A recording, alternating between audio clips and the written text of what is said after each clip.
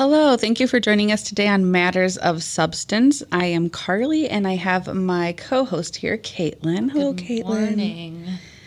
And today we have Nathan Rivers joining us as a special guest. Nathan is the Community Outreach Coordinator at Allendale Treatment, and he is here to share his story of recovery. Thanks for joining us today, Nathan. Yeah, good morning. Good morning. So we're going to talk a little bit about your path to recovery. And one of the things that we found really interesting when we were in discussion before this was that you have identified that you started struggling around sixth grade. Yeah. Okay. Can you tell us a little bit about that and lay the groundwork, and we can kind of go from there? Yeah. So, Oh, man. When I tell my story, I normally, start with that I'm 40 years old and, I was an addict for 20 years. And then through the process of going through all of this, I realized that, it was only 7 years ago that I realized I had a problem. But then in realizing that, I realized it went all the way back to, elementary school. Sixth grade is when the issue really started. And then just the further along you get and the more things you learn, like you pick up on things and see things and realize that it even started before then. So I'm in recovery from alcohol, and it's been 2.5 years that I've been clean, and I have been working in this field since then, which was one of my biggest helps in that. So 7 years ago, I was in my primary care physician's office, and I wasn't feeling well. I was, pretty much intoxicated, and I remember just telling him, I think I'm an alcoholic. And he really didn't know what to do. So he said, let's call your wife. So I'm like, okay. And we did. We both had successful careers. We had 3 children.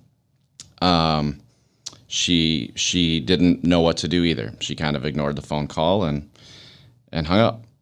And then I went home. And it's kind of like the movie Step Dads, where you have Mark Wahlberg and Will Ferrell, and they're shoving suitcases in the back of a car, and then like the hatch won't close, so they just grab the suitcases, throw them over the bush, close it, and go. That's kind of what we did. We didn't want anybody seeing or knowing what was going on from the outside, so we just ignored it. And that was 7 years ago, and that was the start of the most wild 5 years of my life. And it was an instant switch of downhill, bad decisions, in and out of treatment, in and out of jail, infidelity that I thought would never happen. Drug use came back into the picture. I started having seizures from withdrawal or from too much excess. At one point, I was in a coma for 14 days, and my heart stopped 3 times while handcuffed to a hospital bed, and then got out and drank. I lived in homeless shelters. I lived in the streets. I lived in a car, all while being married with children and a home. No longer had a career, but my wife did. And there was a point where I just disappeared for a couple of years before I was ready to tackle that. And through all that, multiple treatment centers, multiple stints in jail, and nothing worked. And then in going through that journey, I always thought that I became an alcoholic by accident, by trade, starting my career in the automotive field, and just hanging out drinking. And then one day I realized I couldn't stop, and it was too late. That's why treatment and faith and things that I believed in didn't work, because I wasn't willing to unpack those things that came with that. So that goes back to when I started learning about it. I realized, there was some things that started in college that made it get progressively worse. Then I started digging deeper with a therapist that I had and realized, the first time I had used drugs was in elementary school, in PE class, walking around the track, smoking weed. And then that led into alcohol, hanging out with older kids, and things like that, which I thought that was fine too, which was still not a reasonable answer to where this was going or how it got there.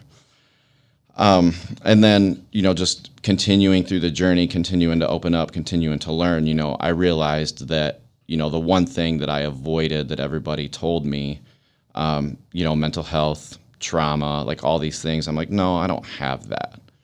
I never would admit that, never would think about it. And that's when it kind of clicked and I realized, okay, I'm a father, I had a career, I never had a dad, broken home, moved out when I was 16, never ran with people my same age, had things going on in our home by step siblings, that affected my younger siblings that I knew about, was too young to do anything about or speak up about. All those things, and alcohol and drugs and older people numbed all of that. So I never had to think about it. So being, an almost 40-year-old grown man, to think about things all the way back to second grade is intense. So, that's kind of a super, super short version of everything that we went through. But, 2.5 years ago when I went into treatment the last time, I remember asking my wife, why are you still here? It doesn't make any sense. Nobody in their right mind would, go through what I put you through and stay there, and I'm a believer, and I believe in that there's multiple pathways to recovery and, faith, treatment, all those things. But I just remember her, telling me, I love you because Jesus told me to love you. And if I can love you because of him, he can love you like that. And instantly, when I walked in the doors to treatment the last time, that's what I took in with me. And I never looked back. I quit my job. I quit my career that I was half holding together. Went home with nothing, and got a call back from that center. And that's how this journey and this role started to get me to where I am today. And so my goal in that is just, all the things that people talk about as education, prevention, treatment, recovery. I never want to see anybody go through anything near what I went through. Everybody has a story. Everybody's stories are different. There's certain connections that can be made. So that's kind of how I got here now. Wow. So you can even go as far back as second grade and recognize that maybe some things happened that led to the path that you lived for some time. Yeah, I remember being uprooted out of a home and moving into a new home, and being in class and knowing that, my little sister was home with people that she shouldn't be home with, and faking being sick to get out of school. And then coming home and being stuck in a car and not being let out because I should have been in school. Those kind of things. Yeah. That affects your mentality growing up. Yeah. So when you started to kind of unpack that, you said that you didn't recognize that was necessarily a part of your journey in the beginning, and then you started to unpack that. What were some of the things that you did to help you unpack that safely or to feel comfortable going through that? Because that's a lot. That's a long time to look back on. I mean, like you said, second grade to 40 years old. That's a lot of years to reflect. Yeah. Changing your people, places, and things to people that matter in your life. Those people come automatically when you accept this journey, and creating that safe space, whether that's new friends, meetings, good, healthy people that you meet in treatment. Groups is huge. You have to go to multiple groups, multiple things to find the right place where you fit in. Same with any kind of therapy. It's just finding the right one. The first person you meet might not be that person. People in a church community, but it was just communication is the word that keeps coming to my mind. Realizing that your significant other that has been with you through that. It's okay to talk about those things, and just start removing some of the stigma from that, and realizing that, you our stories are all different, but like they're all okay to tell. And the more you talk about it, the easier it is to do it without emotion, without that guilt, without that shame, without that stigma.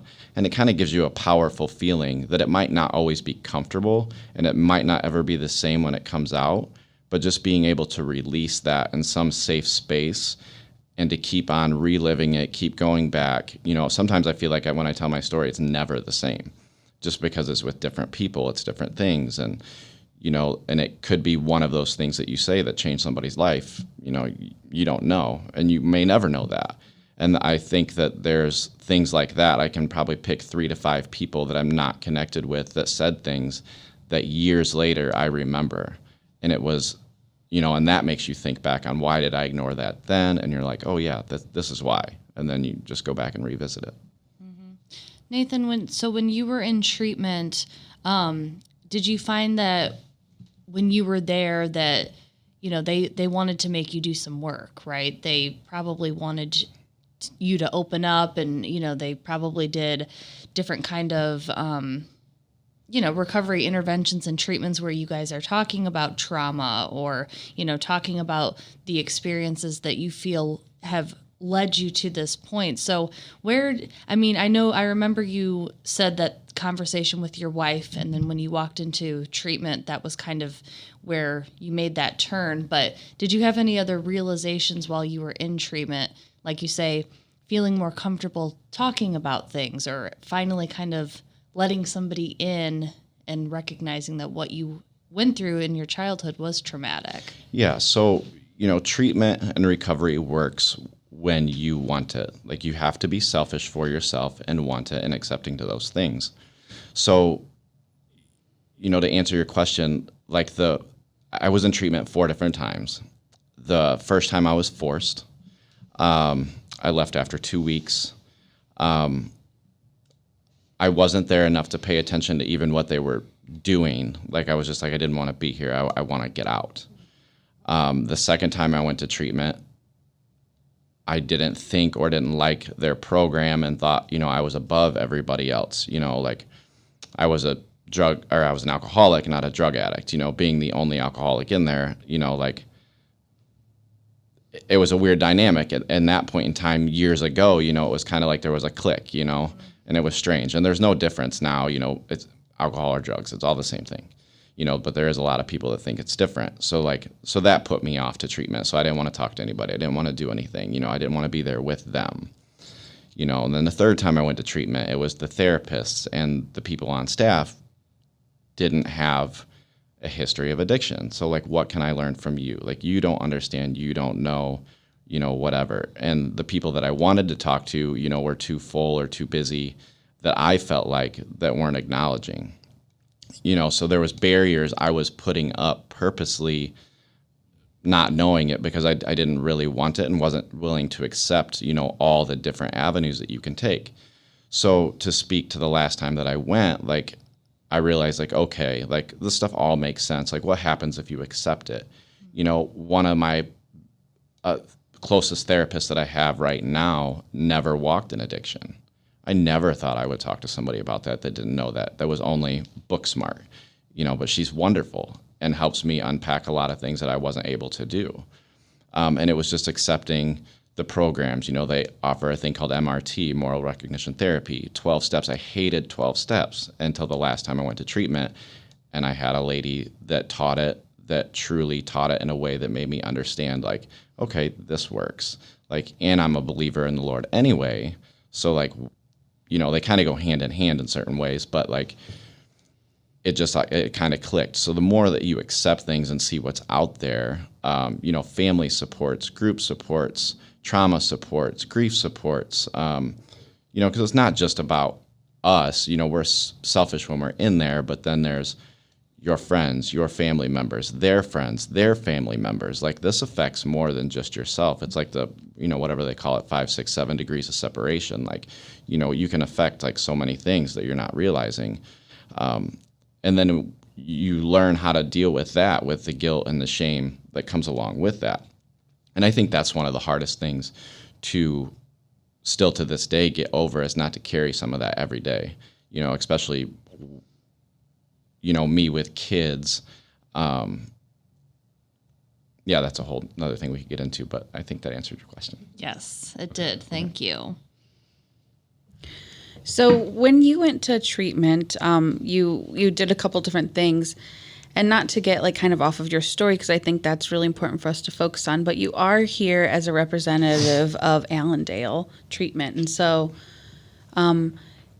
it might be good to kind of give the listeners a little bit of understanding of what Allendale offers. That way, if they are feeling the need to look into treatment, they know if Allendale might be a good fit for them. Yeah. So, Allendale Treatment, we're in Auburn, Indiana. We also have Fort Wayne Recovery, which is sober living, IOP, PHP level of care after an inpatient detox and residential stay. At Allendale, we are a little bit different in the way that we also treat primary mental health. So we do mental health and secondary addiction, or just addiction. All our tracks and things are individual case basis for length of time that you're there, and for the things that we can provide for you. It's in a nice country setting. It's less than 2 hours away from here. But it's great. So we're super involved in just community medicine, keeping things local, being involved in our communities on a street level basis, from the ground up. We just want to help anybody and everybody that's out there. That's awesome. And so if somebody wanted to reach out to Allendale, what's the phone number or website? Where can they go to make that connection? You can call 833-DETOX-IN. You can also call me personally on my cell phone, and I might be crazy, but I can give it to you. It's 574-208-8348. But what's neat about what we do is we use multiple platforms. So we have on Facebook and Instagram, we have Bare Knuckle Recovery, which is me, a coworker, Alicia, that are both in the Michiana area. And then we have Nate Mullering and Tommy Streeter. They do the Warsaw, Fort Wayne, Auburn area. We're all part of that team. You can find Alicia's part of Recover Michiana Fest. My personal Instagram is @Rivers Recovery. We're all on Facebook individually. Direct messages, emails, whatever. On the Bare Knuckle page, you can message us to get a hold of Nate and Tommy. There's just multiple avenues. That way, anybody can reach us. And we do, when it comes to treatment, there's multiple different avenues that prevent or barriers that people come across, and we try to remove all of those. So our biggest thing that we do different as well is free resource mapping. So obviously, we're employed by Allendale, and it's great. It's one of the best treatment facilities we feel, and that's, why we work there. But if you're not a fit for us and we can't take you, we're going to take the time and invest in you to help you no matter where you're at. Whether you're, jobless on the street, or you have a career, or it's your child, or it's your family member, your friend, an employee or a coworker. Like, no matter what, if you call us, we're going to do everything in our power to help you get the tools that you need to be successful, and we're going to walk with you through that. We're not just going to be like, oh, sorry. We're in it because we all lived it, and again, we don't want to see anybody go through that. So what are the limitations, if any, of the different substances if people are coming in and they're withdrawing or detoxing from like methamphetamine and cocaine or different things that some treatment centers, they don't provide that service? So are there any limitations to what you all can treat if somebody comes in? I'm sure there are, but I like to say they're not. We have a highly trained nursing staff, and we do pretty much any form of medicated detox that we need to. And what's also different is we do a 14-day detox. So we're not pushing you to do 2, 3, 5 days. We're going to give you the length of time that you need to feel better. Because in the end, we do agree that abstinence-based treatment is the best. So we're going to give you the best opportunity we can to realize that. So we're going to make you comfortable. We're going to do what we can to help you. So there are things that we will do. I don't know if saying that others won't, but we're willing to give it a shot and safely do it a shot. And if we can't, we will get you where you need to go to do that. Yeah, that's important. And just being able to have that option and having that extended detox, I feel like is really beneficial. Yeah, and we do a pre-screen, before you come. That way our nursing staff is aware, our doctor on staff is aware, our clinical team is aware, and everything's in-house, from the owners to the doctor to the nurses to the pharmacist, the nursing staff, everything is there. That way, we're fully prepared for what's coming and what you're going to need. I was going to ask, is this 18 and over? Yes. Okay. Yes, and then hopefully in the future, I can come back and speak on. We are working on an adolescent program. We're starting with an outpatient 13 to 17-year-old outpatient substance use program.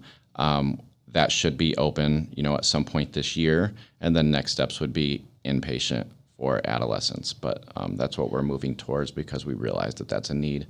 All over, Northwest, Northeast, North Indiana, and beyond. But we got to start somewhere. So that's the goal that we're going to. Excellent. And I like that because I have kids, and kids are have a special place in my heart for that too. Yeah, I'm glad to hear that because I think we're very limited when we talk about juvenile options for treatment. And it's like you said, like in your story, you've already shared, it started when you were a juvenile. Mm-hmm. And so if somebody could have recognized that and hooked you up with treatment earlier, mm-hmm. perhaps it would have changed things for you. And so I'm glad to hear you guys are all taking that as a focus because I think it's really important and we certainly need more resources. Yeah. We're finding now just with the way society and things are, we're being accepted more into middle schools, at the moment, trying to work our way into elementary schools the right way.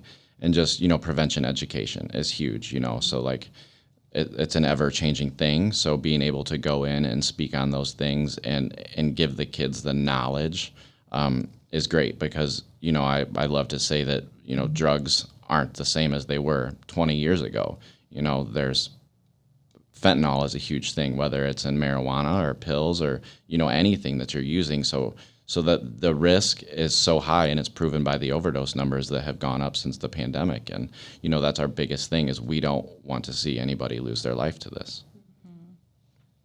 Yeah, and that's a great point. A lot of people kind of miss when we try to educate people about like juvenile substance use. A lot of people don't quite understand that what they maybe see a drug as from experiences they had when they were younger, it's a completely different ballgame now. I mean, when we're, and I know we're not here about THC, but just to kind of brief on that because I think it fits, people don't quite realize that the THC like the marijuana, if we want to call it that, to give it the term people probably recognize better, but THC is the chemical component that creates the high when someone's using marijuana.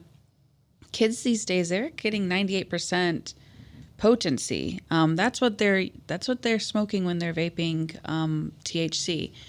And back a long time ago, it was like 5 to 7% THC. So it's a completely different animal, and people don't always recognize that. So I think it's important to spread that word. Mm-hmm. Yeah, and that's a conversation that I have with my kids more often than not when we're in a store or we go into a gas station, because every time you go to a gas station, your kids want to go in. My kids range from 13 to 4. And you go right up to the counter and there's a bag of Skittles or a bag of chips, and no, that's not what it is. And you have to explain to them, like, this could show up in your school. The vape thing is a big thing, we're trying to figure out how to educate people on, because that's a starter too. And that's not all that's in those anymore. People are making them at home. People are, buying them off the internet, and, those can have things in them that you don't know that they're there either. So it just goes back to all of that you just said, is what I think is super important to kids, is that it's not a game, and it's so much more accessible, like just so much. It's like I don't know. I don't really know what to compare it to, but the accessibility now at any age is beyond anything that it ever was before. So when it comes to, because you have 5 kids, and so how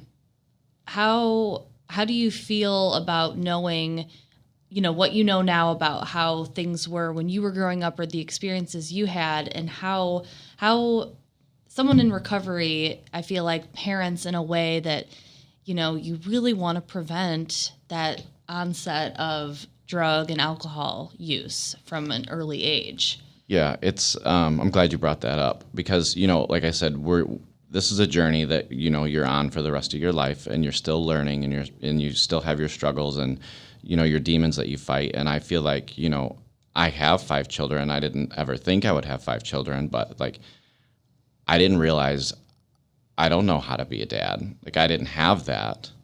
So, a lot of the things that I was doing wasn't working, or, you think back of like all the things you did wrong, like how can you make up for those, and how can you be there for those, for all of that stuff. So, I struggle with that. I struggle with parenting. I struggle with, feeling like I'm doing the right things, communicating the right way, like still trying to build relationships with them from things that happened, because I don't want them to look back and realize that things weren't that great, and then I don't want to talk about it now, so they're going to go through, the same cycle. So when it comes to all of this, I think one of the things when I said, you remember what people said, one time somebody said something that, it did break me, was, when you're dealing with your own kids, discipline, education, anything, to realize how they are perceiving it is that you literally need to look at yourself through their brain and through their eyes and try and understand what they're thinking, seeing, feeling. And that's not a great feeling sometimes, because you don't want them to tear up or cry. You don't want to make them feel sad or break their heart. You just want to continue to lift them up.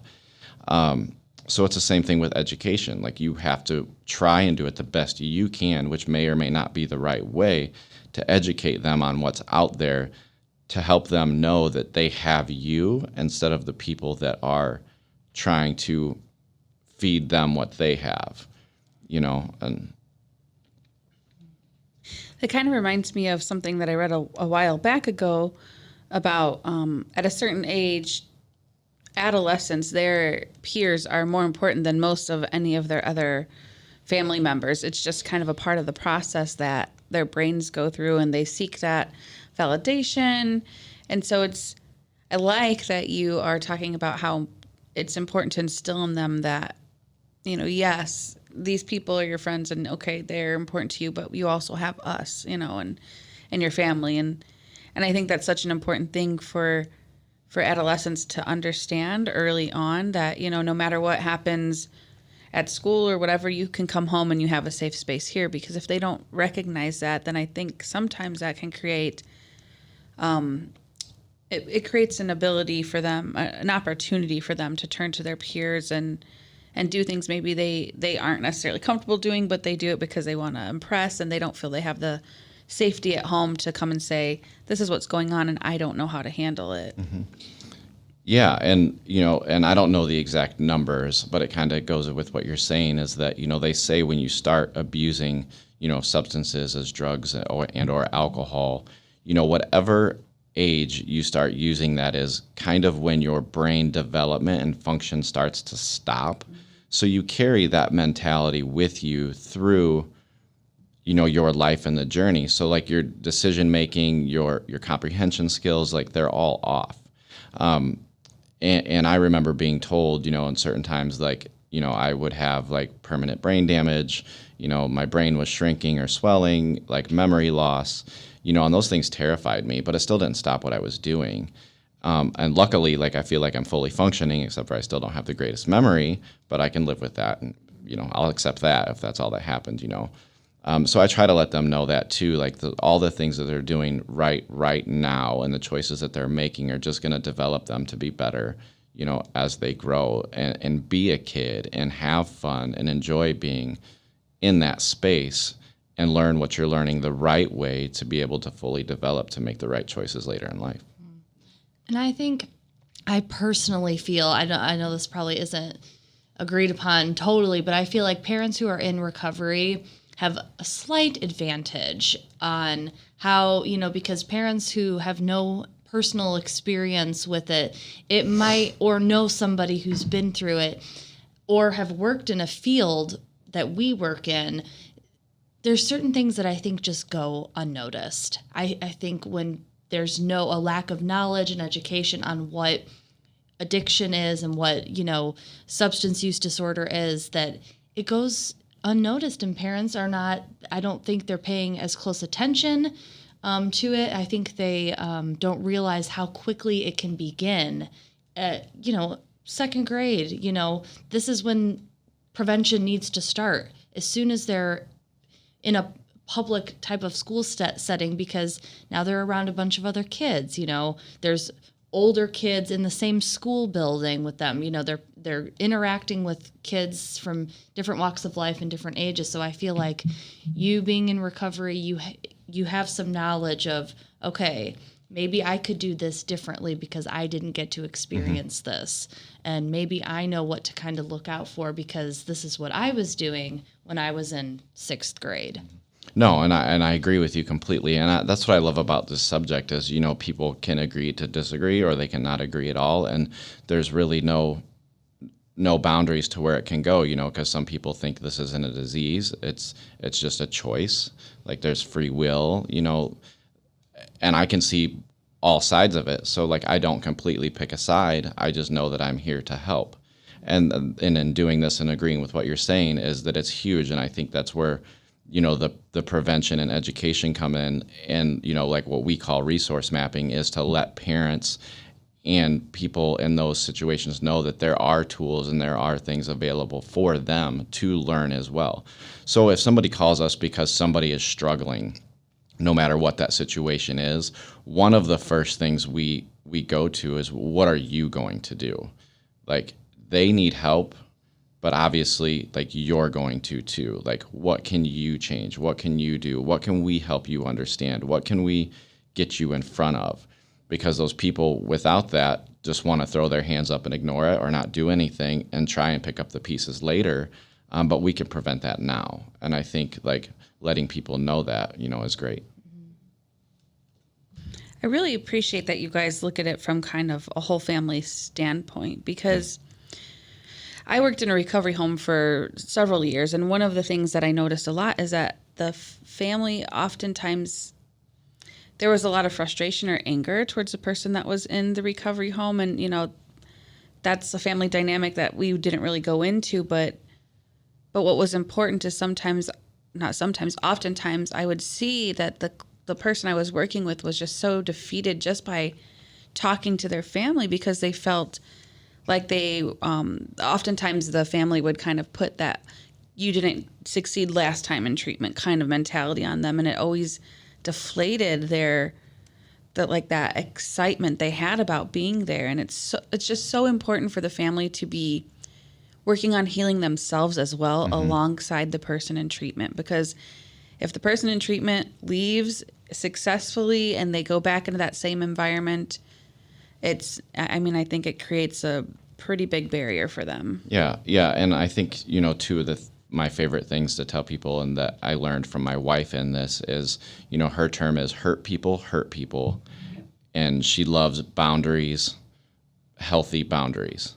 And those can be good. Most people think boundaries are bad, but having boundaries that you're willing to put up and accept on both sides will heal a relationship. It might not be comfortable in the moment, but over time, that will heal that, because it's about healing the whole person, and when you're in treatment, being selfish because you're there, they know you're safe. That's the time for both people to both pick their sides, heal, and then figure out how to come back together. Like, I think one of my biggest hangups was leaving treatment as, instant self-gratification. You wanted the pat on the back, like, look what I did, and not getting that would make you instantly angry and just want to go back to what did give you that. And I think willing to accept that you don't need that from other people is healing in itself. And when you can take that pressure off of your family and off of their friends to let them readjust and figure out life, that is huge too. So we have to take personal ownership of what we're doing and what we expect. We can't, just because we're okay doesn't mean that they have to be okay. Right. And something I used to hear from my family was, coming from people who have not, been in the throes of addiction, as they say. My mom used to say to me, well, you're just doing what you're supposed to be doing. You're not doing anything above and beyond. You're just no longer abusing substances and breaking the law and using illegal drugs. What do you want to hear from me? You're just doing what everyone should be doing, what you're expected to do in society. So do not expect a round of applause from me, because I'm not going to give it to you. Mm-hmm. And I just had to, I had to accept that. And over, the last several years in recovery, I came to that personal ownership and being like, okay, this is for me. No one is going to throw me a parade because I'm sober, but I will do it for myself. Right. Mm-hmm. Yeah, agreed. I love that point. Yeah, me too. That's one of my favorites. That's good. So you talked about taking personal ownership, and so you mentioned earlier that you did. You did 12 steps, and that was really helpful for you, and that's kind of incorporated into those 12 steps, correct? Mm-hmm. So when you go through those steps, you have a time where you really have to reflect and take ownership of the things that occurred. If you're comfortable sharing, can you kind of give a little bit of information about how that experience was for you to kind of go through those steps, so someone who's listening might have an idea of what to expect? Yeah, just make them your own. It's all about believing in a higher power. And like I said, I am a believer in the Lord. I feel like, that's where I'm at. And if you're not there, I hope you can get there. But if, you believe in something, if you can believe in something, that's enough. And then take the 12 steps. Now, when I say make them your own, is because some people, try too hard or let them consume them and let them get to a point where I can't do this one, or I can't do that one, or this is silly. I say it's just do it to the best of your ability and share what you can and get what you can out of it and keep moving forward and just keep progressing in your journey. I think one of the biggest, what I like to tell everybody when we talk about 12 steps, one of the hangups is telling the people everything or wanting that forgiveness or, righting all your wrongs. The one thing I caution people with is if there is something that happened that's going to destroy somebody else for you to get better, there's no reason to put that pressure on yourself or that person, because you're that's not healing yourself or healing them. And that's the piece that people get really wrapped up in. And I think that's why I say just make it your own, accept it for what it is. And if it doesn't work for you, there's other resources out there. But I think it is, one of the best tools out there to help people get better. I 100% agree. And a lot of times it depends on the person's sponsor, perhaps, or who they're working with when it comes to that step and those amends. Because, yes, it should be out there that if it's going to harm someone else or you, it is not...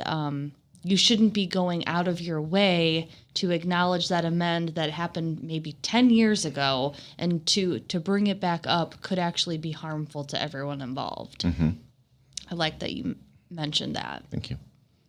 Yeah, it makes complete sense. I mean, if you're trying to heal, going out and kind of ripping off the Band-Aid or hurting somebody else isn't really a healing process. So. Right, but in that moment, sometimes people feel like, oh my gosh, my work is not complete. I have not really satisfied this step if I don't make amends to every last person that I've harmed in my path of destruction. So it's recognizing that within yourself, okay, this one can just be something I work on personally to heal. And self-awareness. Yeah.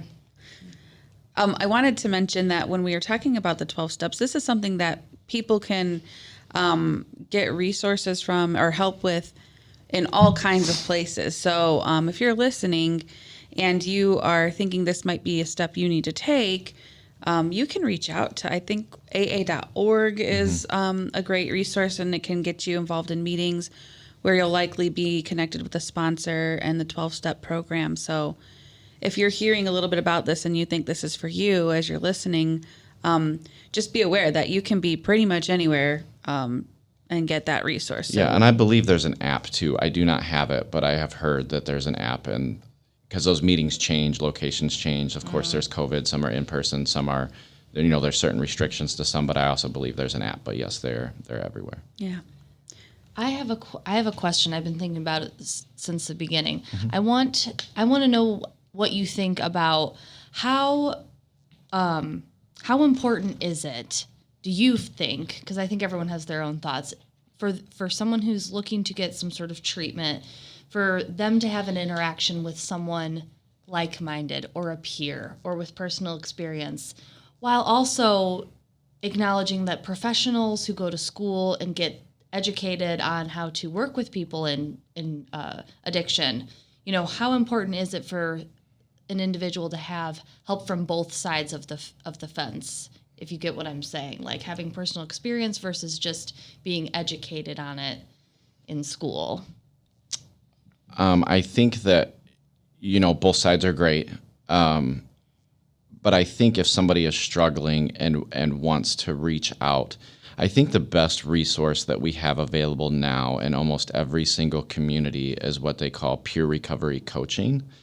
And we have recovery cafes, we have coalitions, we now have, health departments, doctors' offices, hospitals that have these people. That's where I started at as a peer recovery coach, that are there. And those are true peer-to-peer people who have walked in your shoes. And the goal for them is to walk with you in your journey and lead you to where you need to go. And I think, anybody that's trained well enough in that or understands the space well enough that, there are really no rules. And if you can find a person that you connect with, that you can unpack all of your stuff with, there's enough resources, and we're skilled enough to be able to lead you in the right direction of what treatment fits you. And, hopefully acknowledge that fact right out of the gate that you might not agree with what everybody says, but everybody's end goal in this is to help you. And the more accepting that you are, the easier it's going to be, because you're going to learn something different from every single person that you come across. Somebody could read something out of a book. Somebody could know something because they lived it. And you can combine those two and put them together. I do truly believe that anybody can help anybody, family member, friend, therapist, counselor, recovery coach, doctor, it doesn't matter. So I think removing that stigma, even if it's here, just letting that be known, like, it's okay not to talk to somebody, because in the end, they care about your life and they care about you being better. Nobody that does this for any, I guess I can't really say it like that, but like, we don't want to see anybody be where we're at, and we don't want to see anybody lose their life to this. It's gonna happen and it stinks, but like, we want to prevent that.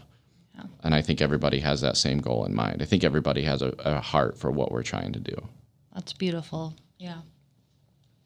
So just to kind of touch on something you mentioned about peer recovery coaching, one of the really cool things about them is that they're a little bit of both, right? Yes. So they go through specific training. I know that ours is through ICATA. Mm-hmm.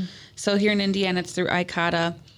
They get training, like a professional training, but they also have the lived experience. So yes. I think recovery coaches are a really cool resource, because I just think it's like the best of both worlds. You have that professional training, but you also have the lived experience, and I think that just makes them a great resource. And luckily for us here in Porter County, Indiana, we have quite a few agencies that offer peer recovery coaches, and I believe they're for for free. Like there's no charge. There's a couple agencies you can go out to and just say, hey, I'm in need of some help, and they'll connect you up. And I think it's an amazing resource in our area. It is, and you're right, and they're so key because they, like me, not everybody's the same, but I, had a career, but I ended up in jail. I ended up with a record. I ended up like losing everything, So once you have a record, like sometimes you can't even get a job at a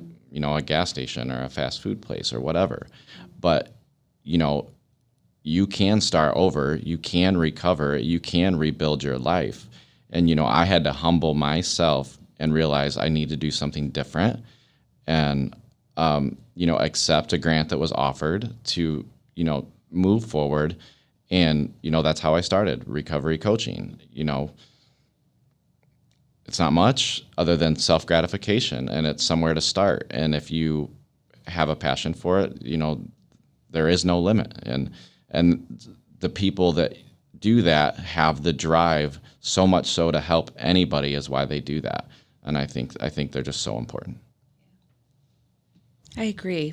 Well, we only have a couple minutes left here today. So is there anything else that we feel we need to make sure these listeners hear today, or a message we want to have them take away as we close out the show? Maybe we can repeat the phone number and the name and those details. Sure. Yeah. So, Nathan, do you want to go ahead and share all the context? Allendale Treatment admissions line is 833-DETOX-IN.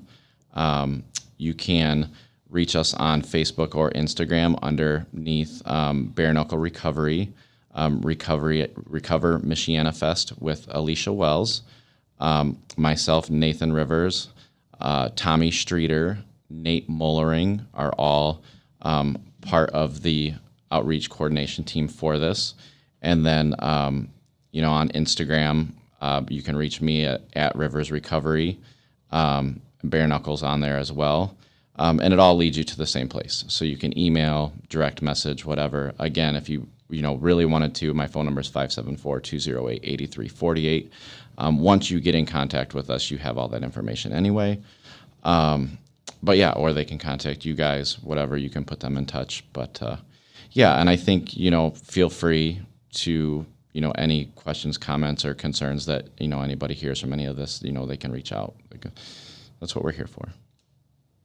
Well, we really appreciate you joining us today and sharing your story. I know that you said that you like to share your story, but it certainly must be a very vulnerable thing to do. And so Thank you. We appreciate you doing that and giving our listeners the opportunity to hear your story. No, thank you for having me. Yeah. Thanks, Nathan.